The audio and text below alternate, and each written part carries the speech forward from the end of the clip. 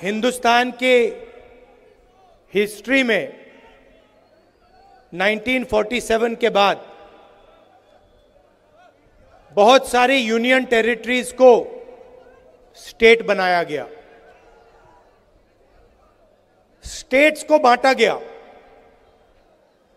आंध्र प्रदेश में से तेलंगाना बना, बिहार में से झारखंड, मध्य प्रदेश में से छत्तीसगढ़। मगर पहली बार इंडिपेंडेंस के बाद एक स्टेट को यूनियन टेरिटरी में बदला गया, वो जम्मू कश्मीर के साथ हुआ है। और मैं इस स्टेट से आपसे कहना चाहता हूं कि यह आपके खिलाफ अन्याय है।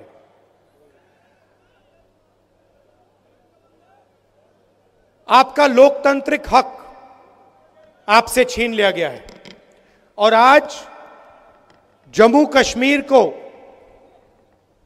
कश्मीर के लोग नहीं चलाते हैं। आज जम्मू कश्मीर को दूसरे स्टेट के लोग चलाते हैं। हमने सोचा था कि चुनाव से पहले आपको स्टेटहुड वापस मिल जाएगा और सही तरीका वही था। सही तरीका था कि पहले स्टेटहुड दो और उसके बाद चुनाव कराओ। अब ठीक है, पहले चुनाव करा दिया, मगर हम चाहते हैं कि जल्दी से जल्दी आपका जो लोकतांत्रिक हक है,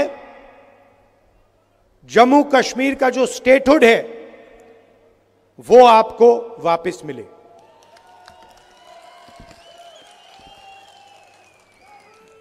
ये हिंदुस्तान की हिस्ट्री में पहले कभी नहीं हुआ है कि किसी स्टेट से हमने उनका अधिकार छीन लिया और स्टेट को यूनियन टेरिटरी में बदल दिया। पहली बार हुआ है और मैं सही बोलूं तो ये कभी नहीं होना चाहिए, किसी और स्टेट के साथ ये कभी नहीं होना चाहिए। और मैं आपको यहां गारंटी देता हूं कि अगर बीजेपी ने आपको स्टेटहुड नहीं दिया तो हम विपक्ष में हैं, हम इंडिया गठबंधन का पूरा दम आपको स्टेटहुड दिलवाने में लगा देंगे। पार्लियामेंट का इस्तेमाल करेंगे, लोकसभा का इस्तेमाल करेंगे, राज्यसभा का, सड़कों पे उतरेंगे और हम आपको जो आपका हक है वापस दिलाएंगे। और अगर किसी कारण बीजेपी ने नहीं माना तो फिर हम पहला काम, जैसे ही इंडिया गठबंधन की सरकार बनेगी, जो बनने जा रही है, पहला काम हम जम्मू और कश्मीर के लोगों को स्टेटहुड देने का करेंगे, क्योंकि यह आपका हक है, यह आपका फ्यूचर है। इसके बिना आप आगे बढ़ ही नहीं सकते। जम्मू कश्मीर का आप सपना देख ही नहीं सकते हो। जम्मू हब है। कश्मीर को, कश्मीर के बिजनेसेस को, कश्मीर के प्रोडक्शन को बाकी हिंदुस्तान से जोड़ता है। सेंट्रल हब है ये। और इस हब का जो काम था उसको इन लोगों ने खत्म कर दिया है। इसका जो रोल था उसको इन लोगों ने खत्म कर दिया है। जम्मू के जो छोटे बिजनेसेस थे, मीडियम साइज बिजनेसेस थे, एंटरप्रेन्योर्स थे, इनकी रीढ़ की हड्डी बीजेपी की सरकार ने और यहां के लेफ्टिनेंट गवर्नर ने तोड़ दी है। नतीजा यह है कि जम्मू कश्मीर के लोगों को, युवाओं को रोजगार नहीं मिल सकता है। आप कुछ भी कर लो, जब तक जम्मू कश्मीर के स्मॉल और मीडियम बिजनेसेस अपने पैरों पर नहीं खड़े होंगे, तब तक इस प्रदेश में, इस यूनियन टेरिटरी में रोजगार नहीं मिल सकता। आप कुछ भी कर लो, जब तक लेफ्टिनेंट गवर्नर है तब तक बाहर के लोगों को फायदा मिलेगा, सारे के सारे कॉन्ट्रैक्ट्स उनको जाएंगे, और जो जम्मू की जनता है, कश्मीर की जनता है, उनको परे कर दिया जाएगा। यह रियलिटी है। और एक कारण भी है कि आपसे स्टेटहुड छीना गया, कि वो चाहते हैं कि जम्मू कश्मीर को जम्मू कश्मीर के लोग ना चलाएं, बाहर के लोग चलाएं, लेफ्टिनेंट गवर्नर के माध्यम से काम हो, और जम्मू कश्मीर की जनता की जो प्रोस्पेरिटी है वो खत्म हो जाए। यह आक्रमण जो जम्मू कश्मीर में स्मॉल और मीडियम बिजनेसेस पे हुआ है, यह बाकी देश में भी हुआ है। पूरी सरकार अदानी अंबानी जैसे अरबपतियों के लिए चलती है।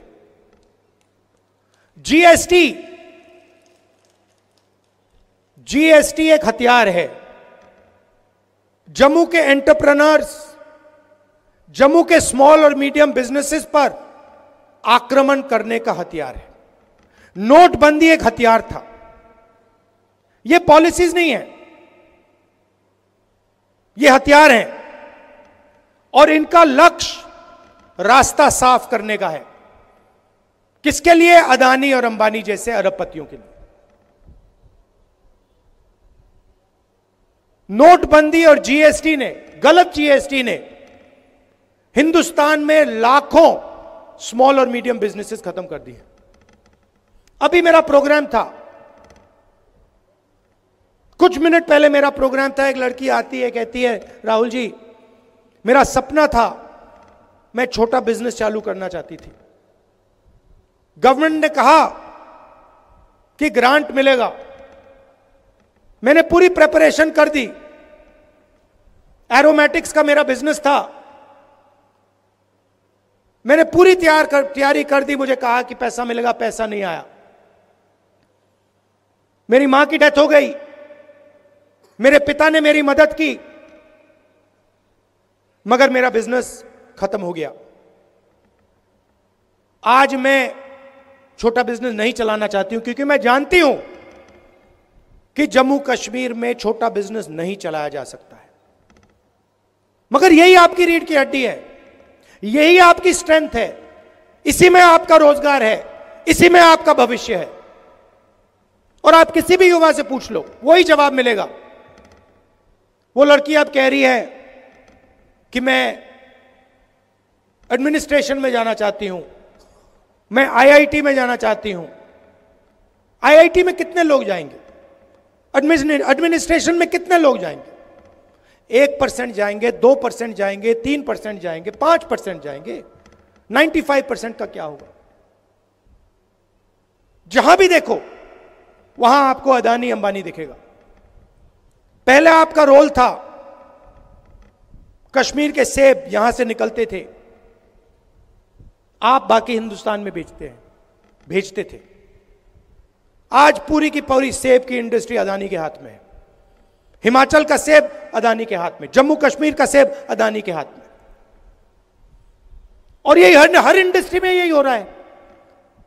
एयरपोर्ट में जाते हैं अडानी टैक्स, पोर्ट में जाओगे अदानी टैक्स, मोबाइल फोन चलाओगे अंबानी टैक्स, सड़क पे चलोगे अदानी टैक्स, अनाज में अदानी टैक्स, सेना हथियार का प्रयोग करेगी अदानी टैक्स, कारतूस अदानी टैक्स, अग्निवीर अदानी टैक्स। ये कब तक चलेगा? 16 लाख करोड़ रुपए कर्जा माफ किया है अदानी अंबानी जैसे 25 लोगों का, नरेंद्र मोदी। आप शेम कह रहे हो, मगर मैं आपसे पूछना चाहता हूं, जम्मू के छोटे बिजनेस वालों का, जम्मू के किसानों का कितना टैक्स माफ हुआ है? जो आपके युवा 18-19 घंटे पढ़ाई करते हैं, सपना देखते हैं, एजुकेशन के लिए लोन लेते हैं, उनका कितना टैक्स माफ, उनका कितना माफ हुआ है पैसा, उनके कितने बैंक लोन माफ हुए हैं। कोई बीमार होता है, अस्पतालों में लाखों रुपए लग जाते हैं, उनका कितना कर्ज माफ हुआ है? जीरो। आप अगर बैंक लोन लेते हो और पैसा वापस नहीं देते हो, आपको जेल में डाल देते हैं, जेल में डाल देते हैं। और अंबानी अदानी जैसे लोग बैंक लोन लेते हैं, पैसा वापस नहीं देते हैं, कहते हैं चलो और पैसा ले लो। कितना चाहिए? 1,000 करोड़, 2,000 करोड़, 50,000 करोड़, 1,00,000 करोड़, जितना चाहिए ले लो, जो करना है करो, जो इंडस्ट्री खरीदनी है खरीदो। लखनऊ का एयरपोर्ट चाहिए ले लो, मुंबई का एयरपोर्ट चाहिए, अच्छा वो किसी और के हाथ में, चलो सीबीआई केस लगाओ, ईडी केस लगाओ, परे करो उसको, अदानी को दो। ये make in India, make in India, make in India बात करते रहते हैं, डिफेंस इंडस्ट्री की बात करते हैं। सारे के सारे कॉन्ट्रैक्ट्स अदानी जैसे लोगों को जा रहे हैं। बाहर इजराइल की कंपनी हथियार बनाती है, लेबल अदानी का लग जाता है। इजराइल की कंपनी ड्रोन बनाती है, लेबल अदानी का लग जाता है, और कहते हैं मेक इन इंडिया हो गया। कैसे मेक इन इंडिया हो गया? इजरायली हथियार है, मेक बाय अदानी हो गया है, मेड इन इंडिया नहीं हुआ है। और यही हालत पूरे देश में है। अगर आप गरीब हो तो इलेक्ट्रिक मीटर लगेगा, मॉडर्न टेक्नोलॉजी लगेगी, चमकते हुए मीटर लगेंगे, आपके जेब में से पैसा निकालते जाएंगे, निकालते जाएंगे, निकालते जाएंगे। जीएसटी लगेगी। अभी आपने पता नहीं अन्नपूर्णा रेस्टोरेंट वाली कहानी सुनी या नहीं? वो फाइनेंस मिनिस्टर के सामने खड़ा होता है, कहता है मैडम बड़ी मुसीबत है, मैं अगर बन बेचूं एक जीएसटी लगती है, अगर उसमें क्रीम डाल दूं दूसरी जीएसटी लगती है, अगर बन और क्रीम अलग बेच दूं तो तीसरी जीएसटी लगती है, मैं क्या करूं? और यही हालत सबके साथ है। ऐसी कॉम्प्लिकेटेड जीएसटी बना दी है, क्यों? एक्सटॉर्शन करने के लिए। गलती करो, ईडी वाले, सीबीआई वाले, इनकम टैक्स वाले आ जाएंगे, जीएसटी वाले आ जाएंगे, पैसा लेंगे चले जाएंगे।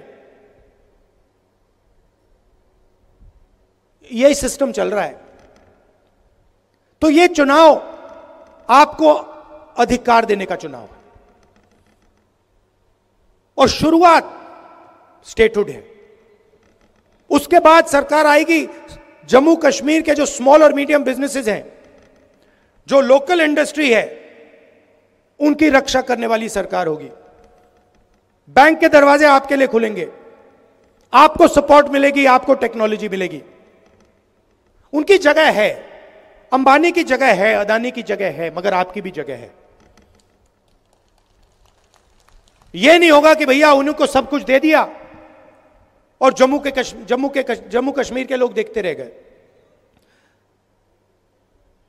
पीओके से रेफ्यूजीज आए, उनसे मनमोहन सिंह जी ने वायदा किया था, वो वायदा पूरा किया जाएगा। सॉरी, कश्मीरी पंडित से जो मनमोहन सिंह जी ने वायदा किया था, वो वायदा पूरा किया जाएगा। और जो हमारे रेफ्यूजीज हैं, जो पाकिस्तान ऑक्यूपाइड जेएनके से आए हैं, 2014 में जो उनको वायदा किया गया था फाइनेंशियल पैकेज का, वो भी हम पूरा करके दिखाएंगे।